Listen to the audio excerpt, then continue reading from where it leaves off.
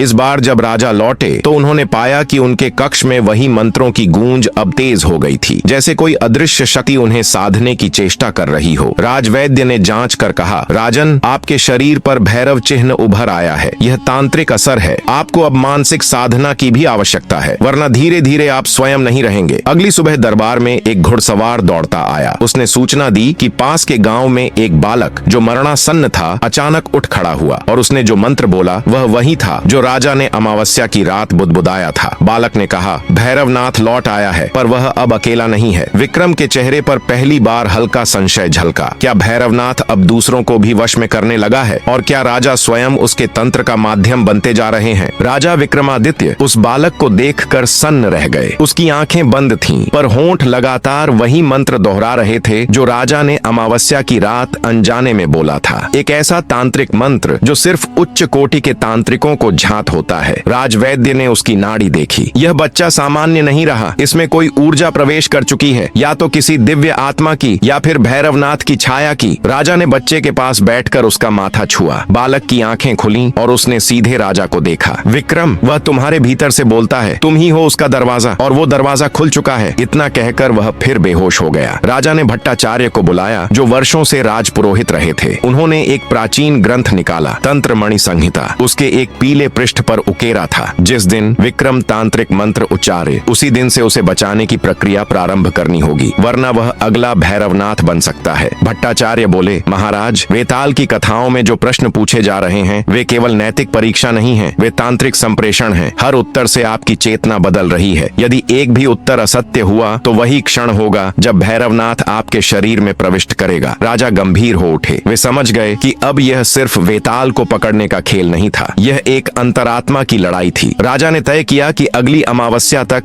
वे स्वयं भी मानसिक साधना करेंगे। उन्होंने वैशाली और भट्टाचार्य के साथ एक यंत्र मंडल बनवाया, जिसमें वो रोज ध्यान करेंगे ताकि अपने भीतर भैरवनाथ की छाया को पहचान सकें और उसे रोक सकें। परंतु हर ध्यान में एक ही छवि उभरती, एक श्मशान, एक तांत्रिक अग्निकुंड, और उसमें बैठा एक पुरुष, भैरवनाथ, जो बार बार बस यही कहता, तू मेरा हो चुका है विक्रम। जो तू जान रहा है वो तुझ में था ही नहीं। ये ज्ञान तेरा नहीं, मेरा है। राजा एक बार फिर उसी श्मशान पहुंचे, पर आज वहां माहौल अलग था। हवा भारी थी, वृक्षों की डालियां स्थिर थीं, जैसे पूरी प्रकृति सांस रोके बैठी हो। वेताल आज पहले से ज्यादा शांत था। राजा ने शव उठाया और वेताल ने कहा, आज की कथा सिर्फ कहानी नहीं, एक संकेत है। ध्यान से सुनना, क्योंकि इस बार तुम्हारा उत्तर तुम्हारे मन को खोलेगा।